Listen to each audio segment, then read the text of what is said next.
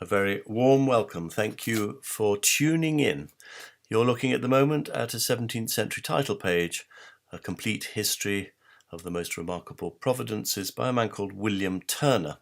In it, there is a chapter on epitaphs, and you will notice over here we have William Shakespeare, number 17. In fact, you probably notice also that the E seems to have been lopped off at the end of the name Shakespeare, creating a name of exactly 17 letters.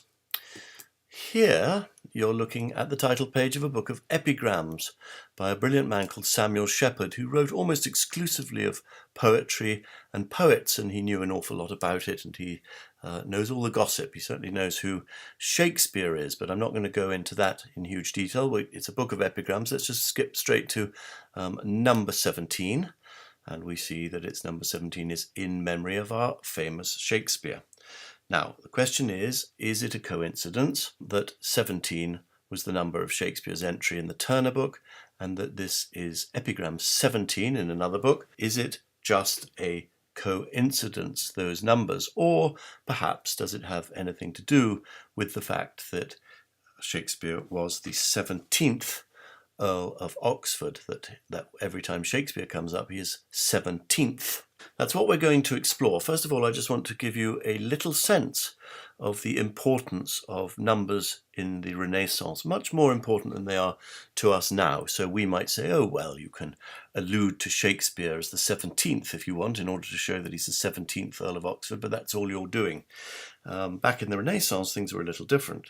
The Renaissance mind had a firm belief that the whole universe was created by God using letters and numbers. And if two things are connected to the same number, then God himself is connecting the two things. There is a divine connection. And of course, the most obvious divine connection one can think of is truth. Ego sum veritas, as Jesus says, I am the truth. So you can connect numbers through to show the truth of their correlation. And equally, you can say the same thing about anagrams. I've heard a lot of people saying to me, oh, you're just a conspiracy theorist, you're playing around with anagrams. Well, yes, anagrams would have been extremely exciting to people of the Elizabethan age. In fact, we know they were. And William Camden, that great historian living in the Elizabethan age, accused those who do not take anagrams seriously of being the sour sort. So we don't want to seem ourselves to be the sour sort. We want to realize that there are divine correlations, at least in the mind of the Renaissance, when connecting two different things by the same letters or by a number. So let's continue with a few examples. We've looked at this dedication of the sonnets, and you'll remember how it's divided up into three triangles of 6, 2, and 4. And that, of course, is the same letter spacing as Edward de Vere, 6 letters, 2 letters, and 4 letters. When we look at Sonnet 84, this is addressed to Shakespeare's Sonnet 84, which is addressed to the dark lady of the sonnets, who we now know is Penelope Rich. Lots of clues in here that she's Penelope Rich. Who is it that says most, which can say more than this rich praise, that you alone are you? And of course that reminds us of lines addressed directly to Penelope Rich at the same time by Gervase Markham. But you, oh you that alone are you. What's going on with all this yous and alones? Well, they're all taking the piss, really, out of Philip Sidney, who famously wrote the Astrophil and Stella sonnets to Penelope Rich, and one of those poems saying, to you, only in you, only for you, to you, only to you, only through you, only, etc., etc. So Markham and Shakespeare are rather laughing at this way of addressing Penelope Rich, but that's not necessarily what I'm trying to talk about here now. Obviously the word rich is a clue that we're addressing Penelope Rich, as of course the two pens that you see in the line at the bottom there. In fact, the first of those pens, if I were to just move it backwards, you see it reads pen backwards. Pen, and at the end of the line L, we're nearly saying Penelope. If you look at the second of those two pens, and you've got pen, and then at the end of the line L, Penel. Heavy hints that we're talking about Penelope Rich, but what I'm really trying to focus on is the numerical hint. Sonnet 84. Penelope is 8 letters long, Rich 4 letters long, so you bring the two together. You've got 8 for Penelope Rich.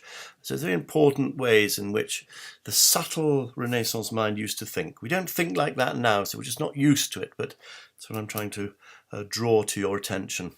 This published in 1633 by Thomas Bancroft, Glutton's Fever. You'll see that Shakespeare is named down there on the 17th line, the 17th word of that sentence, beginning on the 17th line indeed. If we move to this book, another one by Thomas Bancroft of 1639, a book of epigrams and epitaphs. Well, he doesn't quite unsubtly 118 is Shakespeare's epitaph, not number 17, but look what he does. He puts another epitaph immediately beneath it, to the same, so it's to Shakespeare as well, and then he puts a little bracket of 17 letters, or shook thy spear, don't forget, talking to Shakespeare, so he's pulling this out really as a sort of obvious pseudonym which he places on line 17. So the 17 words in the bracket, or shook thy spear on line 17, is having precisely the same effect, which is to connect the pseudonym of Shakespeare to the number 17, the 17th,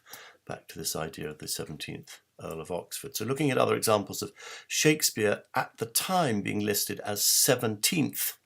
This is a difficult book to understand, a very religious book by the poet and playwright Thomas Hayward, who certainly knew a thing or two about Shakespeare. He has a chapter in this book where he talks about the honour done to poets of old. It's an odd thing he's talking about here. He's talking about the way classical poets used to get given an extra name to honour them. So, for instance, Publius Ovidius Naso, that's who we generally call Ovid, was given the name Sulmonensis to give him a bit more honour.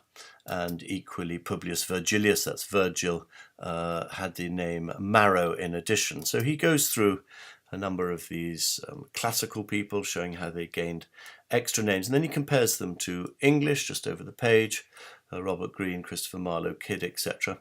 And it'll come perhaps as no surprise to you again that 17th in that list is William Shakespeare. Quite interesting, actually, this one. Notice how the William in that margin note doesn't have a capital W, as if there's something a bit suspect about that being his name, and the hyphen, which you could attribute to the line break, but if you look at the text by which it's set, mellifluous shake hyphen spear, whose enchanting quill commanded mirth or passion was but will. You don't have to have a dirty mind to see quite easily that there are dirty, scurrilous undertones to that line, whose enchanting quill commanded mirth or passion. We've looked at this in quite a number of other presentations I put online about the slightly sordid scandal that poor old Edward de Vere, William Shakespeare, is involved in. But here he is but will, notice, and that of course comes on the 17th line from the bottom. He is but will, reminding us also, I think, of the wonderful Shakespearean sonnet in which Shakespeare tells us that he's using will as a pseudonym, sonnet 136. My name is Will, and my will one. Among a number one is reckoned none, then in the number let me pass untold. So he's telling you there that will is the sort of cover. He wants to pass untold, unnoticed behind the pseudonym Will. But here we see Hayward, he's once again lists Shakespeare as the 17th in the list, and he places that pseudonym 17th line up from the bottom. This is a manuscript in the British Library. I don't think it's been published as such, like this at least. It's by a man called Edmund Bolton, and I think comes from about 1616, so very contemporary with the whole Shakespearean story. And he's writing about good English and trying to give some examples of writers who one should read if one wants to know how to speak or write very good English. So he starts listing them on the next page with Thomas More, Sidney, Queen Elizabeth, etc., etc., Hooker, Raleigh, Francis Bacon. I think you can probably see where this is heading. Michael Drayton, Christopher Marlowe, and yes, once again. So we're constantly seeing. There aren't that many lists that are long enough to hold over 17 names of poets in them at this time, but it seems like all the ones that there are all seem to place Shakespeare at number 17. So I hope I'm just beginning to wear away at the edges of resistance. For those of you who would like to say this is just all coincidence, how many of these lists can there be in this contemporary age where Shakespeare is 17th? Let's move on to Michael Drayton, The Battle of Agincourt, first published in 1626, which includes this rather wonderful poem, actually, to my dearly beloved friend Henry Reynolds, Esquire, of poets and poesy. So he writes a poem all about poets, and he basically trots through a little history of poets, mainly in chronological order, starting with Mantua and Virgil, then Elderton, and on he goes through Gower, Surrey, Wyatt, Bryan, Gascoigne, Churchyard, goes over the page, Spencer, Sidney. Again, I'm absolutely certain you know where I'm heading with this. Nash, and yes, again, Shakespeare is the 17th. Exactly what he was in the Edmund Bolton, exactly what he was in Hayward. We're just going to go on and on and on, saying that this is mere coincidence. Anthony Davenport in the mid 17th century, 1651, I think this is. Here you've got a poem which is written out in italics. The normal thing is to write in, not italics, sorry, I'm getting the word for that, and put italics in to emphasize certain words. But quite often you will see it like this, where actually the main text is in italics and the emphasized words are not in italics. You'll see the first one here is Astrophil. That's actually an allusion to Philip Sidney. And if I were to look through that, those emphasized words, the non-italicized words, are standing out from the italic text, then again, I'm sorry I'm not able to surprise you. Shakespeare is the 17th of the emphasized words to Anthony Davenport. I may have shown you this before. This is a very early example. 1598, Pallades Tamir by Francis Mears, Wit's Treasury. And I think those of you who have seen it will have seen an analysis I've given of paragraph 34 of this comparative discourse of English poets with classical poets. If you remember in that presentation, by the way, if you haven't seen it, it's called Francis Mears New, and I strongly recommend it. I'm just going to show a very simplified point of this here. So this is paragraph 34, and one of the interesting things, obviously, one of the properties of 34 is there's twice 17.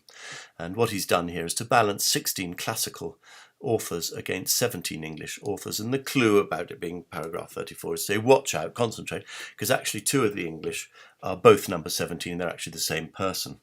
If you count the words from the end of the paragraph, then the 17th word from the end is Shakespeare, 17th word from the end. If you count the names, the actual names of playwrights from the end, then the 17th playwright is the Earl of Oxford. So once again, he's using 17th to lay a clue to the fact that Edward, Earl of Oxford, is actually the same as Shakespeare.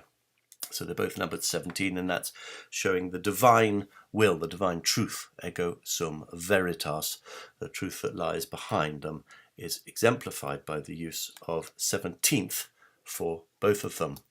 I think, again, I've shown you this, which is Polymantia, even older. This one comes from 1595, so only 2 years after the name Shakespeare first appears in print in any literary context. And that, of course, is on the dedication to Venus and Adonis in 1593. This comes out 2 years later, and it's called Polymantia. I have shown it to you before, but I just want to highlight something that I don't think you have noticed. We're looking at the bottom of the left-hand page there. If I just bring it up bigger, there you'll see that the 17th full word from the end is Oxford. Well, of course, it's an allusion to the 17th Earl of Oxford, and I got that by just counting the words in the main text. If I were to count the words backwards from the bottom, including those words which are in the margent note, then of course the 17th word is Shakespeare. So exactly the same trick as Mears was playing. This, by the way, supposedly by someone called William Covell. Covell's playing exactly the same trick as Mears did. He's making both Shakespeare and Oxford 17th, so that we know they're one and the same. I have also done a long decryption of this, and I really urge anyone who hasn't seen it to have a look at it. It's on my channel. And those who have seen it will remember exactly how it works, that Delia at the top of this triangle is identified as Henry Rosalie, the parallel of Rosalie. Fortunately, Cleopatra is Penelope Rich, and Sweet Shakespeare is Our De Vere, a secret, sitting underneath Oxford, which, as I say, is the 17th word from the end, 17th Earl of Oxford, and Shakespeare being the 17th word if you're counting the margin notes. Sorry to go over that. Do have a look at the presentation if you haven't seen it. You're looking now, most of you will recognise this. It's the dedication to Oxford's son-in-law, Philip Lord Montgomery, and his brother William Lord Pembroke, both ardent Freemasons. This is the dedication to Shakespeare's first folio, the great book, published in 1623, which has 36 of Shakespeare's plays in it, 18 of those published for the very first time, 1623. This dedication is written by Hemmings and Condell, the actors. I think they were pretty sure, actually, that they were also Freemasons. The first time they mention Shakespeare, you can see it on this page in a sort of interesting, the name Shakespeare comes out in capitalized like that, and it's placed the 17th line from the end. In the next to it, you can see, to the great variety of readers, a letter also, Hemmings and Condell. They don't actually mention Shakespeare by name there, but they ensure that the first paragraph is 17 lines long. The theme of 17 comes a lot in the first folio. Here, of course, Ben Jonson's famous tribute to William Shakespeare, to the memory of my beloved, the author, Mr. William Shakespeare, and what he hath left us. That's 17 words long, very deliberately.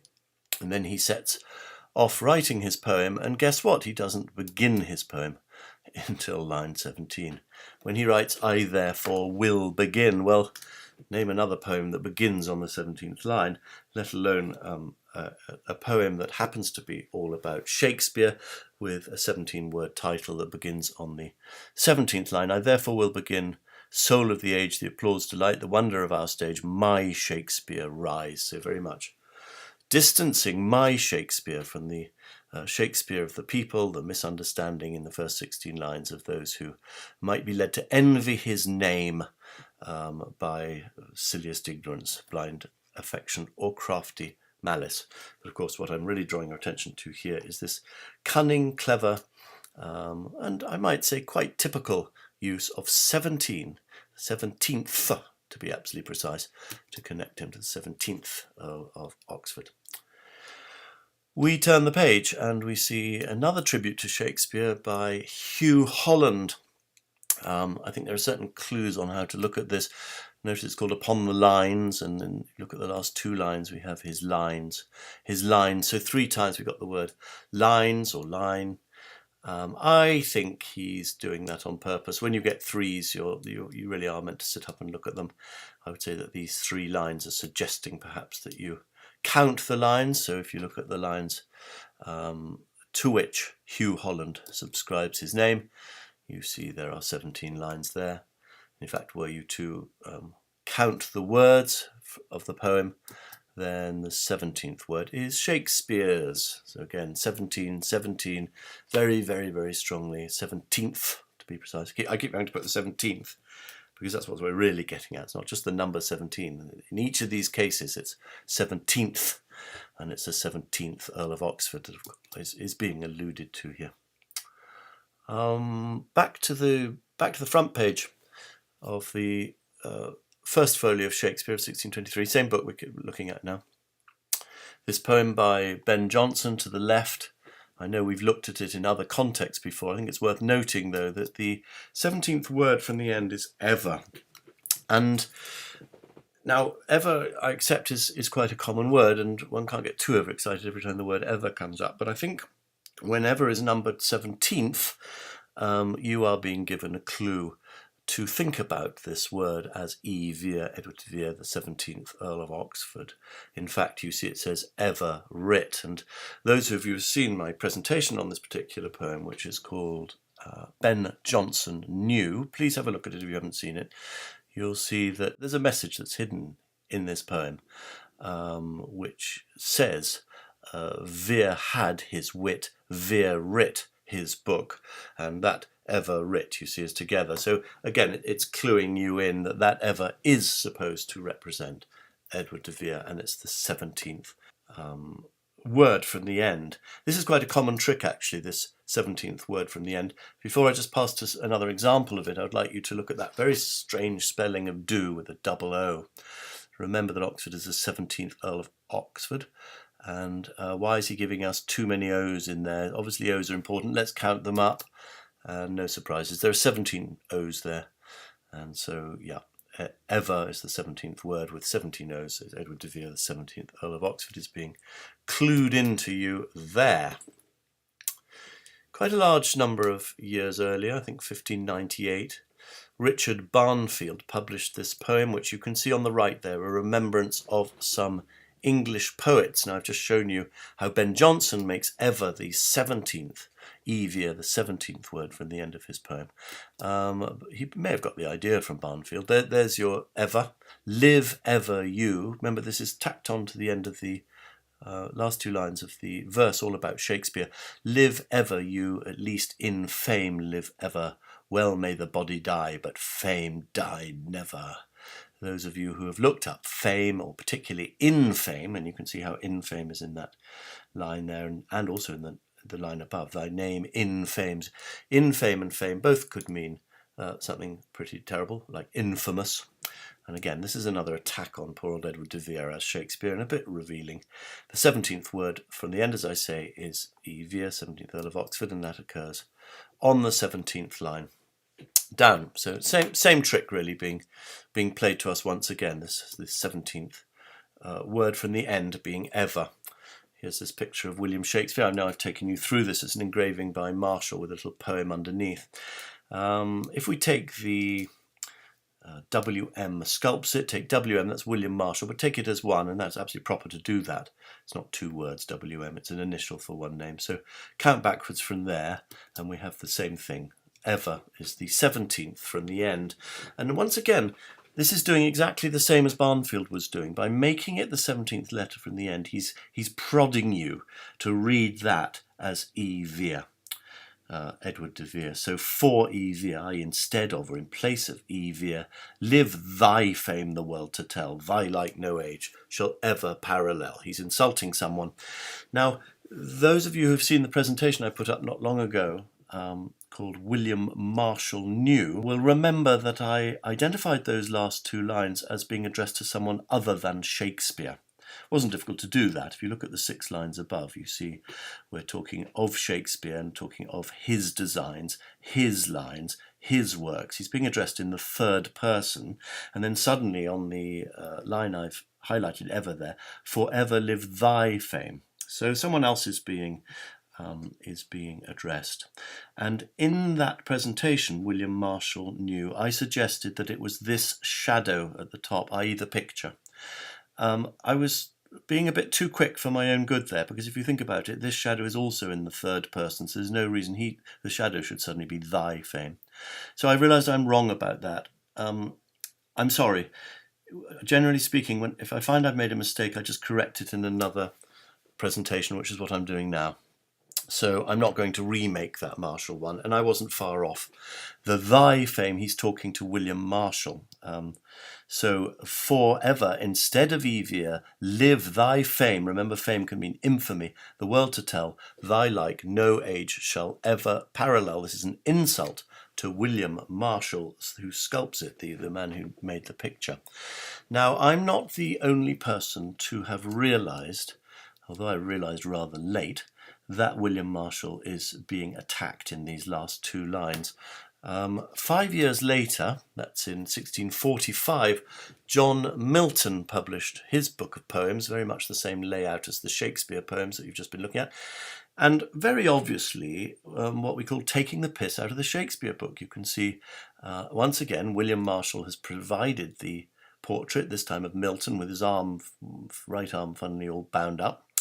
And there's some Greek lines underneath, and underneath those Greek lines we've got exactly the same things we had on the Shakespeare, WM sculp. If you translate those lines, This is what they say. They're in ancient Greek, of course. You might say that this image was drawn by an untutored hand when you look upon the original figure, and you, friends who do not recognize the engraving, laugh at the botched likeness made by a low-grade artist. So poor old William Marshall was obviously having to draw out those Greek words, not knowing what they even said, and write William Marshall at the end of them, sculpts it. Very humiliating for poor old Marshall, but clearly Milton is drawing on the joke because he recognises perfectly well that in the last two lines here we have exactly the same thing, and William Marshall is being insulted. And so poor Marshall puts his initials at the end again. Strange place to put it, because normally you'd put W.M. sculpts it near the picture, not at the end of the poem. Sorry, that, as you well know, because I'm talking about the number 17, was a very discursive and off the point. I just want to go over one thing here, apropos of that presentation called William Marshall New. Those of you who read the comments, and people are starting to put comments down, I'm very grateful for them, thank you all. Those who read the comments will see that a kind scholar called Julie Bianchi left a note saying actually she didn't think that in this picture what Shakespeare's clutching is a wreath at all, but it's an acacia, and therefore is a symbol of Freemasonry, and so is the white glove. Well, as many of you will know, I'm absolutely certain that William Shakespeare is involved in Freemasonry, and that those who were involved in keeping his real identity from the public, while, by the way, still giving it away with their clever little clues, were Freemasons. The Freemasons that I've shown countless times referred to Shakespeare, or Edward de Vere and Shakespeare, the combined, as 1740. So I thought to myself, well, if that is an acacia and not a wreath, and those are gloves, and it is something to do with Masons, then we should look for a sign that the 40 is there. We've seen 17, the 17th word from the end is ever, and you can see down the line on the left we've got 3 T's, and just next to ever we've got 4T with the 4th T there. So I think Julie is right. I think this is a book that was put together by Masons who knew exactly who Shakespeare was and knew how to refer to him according to that Masonic nickname, as it were, 1740, which of course also puns with the numbers 17 and 40. If you move on in that same book, there's this poem by John Warren. Again, sorry to keep advertising my wares, but I would recommend, if you haven't seen it, a presentation called John Warren New, where I go very carefully through this poem and shows how John Warren knows that Edward de Vere is William Shakespeare. In that presentation, I drew attention to this funny space. You can see I'm highlighting it there. Shouldn't really be there. And that space is drawing attention to the line next to it, which has too few syllables. All the lines in this poem have 10 syllables, except for this one, "'Tis love that thus to thee is shown," which only has 8. "The labour's his, the glory still thine own." So he deliberately left out a name, and we need to know what that name is. 2 English literature professors, Gary Taylor and Stanley Wells, had the audacity to reprint this poem and put "'Tis Benson's love that thus to thee is shown, the labour's his, the glory still thine own," as if Benson wrote these poems and William Shakespeare of Stratford got the glory for them. Benson was not a writer, he was a publisher. And what these 2 professors are doing is quite naughty, because they've just added the word Benson's, and a truly scholarly way of doing this is to put a square bracket around Benson's to show it's an editorial insertion.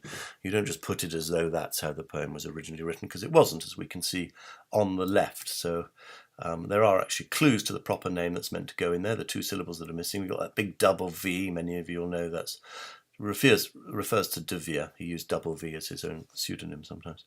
And William Shakespeare of Stratford is being addressed here as Verbius-like. Of course, that's bis, meaning twice or double, and Vere, a double of Vere. He's like a double of Vere. So you've got lots of clues about which name should be placed in as the, yes, you've guessed it, the 17th word of this poem. And clearly it has to be the 17th Earl of Oxford. "'Tis Oxford's love that thus to thee is shown, The labour's his, i.e. he wrote all the poems. The glory's still thine own, i.e. Stratford Shakespeare. Don't worry, we're still praising you for writing them because we're all quite ignorant and we don't realise that Oxford actually wrote them. But what I'm really drawing to your attention here is the fact that Oxford's, the missing word, the missing name is the 17th. And yes, he is the 17th Earl of Oxford. I finally just should show you again, just for those who are interested in this 1740 business, that brings the 40s down against Oxford's name. So Oxford's 17th word with the 40s, you've got 1740, and that reminds us of the date, of course, 1740. There's no accident. Why, in 1740, Shakespeare's monument, which we now know is placed directly above the burial spot of Edward de Vere. Shakespeare's monument has a quotation from Shakespeare in which the cloud cup towers at the top. Shouldn't be at the top. They put a line that comes lower down at the top. They've taken out one of the E's of towers in order to have 17 letters across the top and 4 T's down the left-hand margin. 1740, and of course now we understand why the monument was placed on the 17th Earl of Oxford's burial spot in 1740, and we understand why Shakespeare is pointing to the word temples, because it's all to do with the Masons. Look, that was quite a gallop, which I've just done in one take. I hope it makes sense. I really hope you've enjoyed it, and I hope if any of you are wary of these coincidences, that you realise just the more you pile on, the less they are possibly a coincidence, that the connection of the number 17, or the 17th most specifically, is all tied in and is as plain as a pikestaff and as plain as the fact that 10 plus 7 equals 17. You've got it. Thank you very much indeed for watching. I hope you followed it. I hope it's enjoyable, and please subscribe and press the bell button if you haven't done so already, and you will be informed every time a new presentation is uploaded, I think is the correct word. Thank you.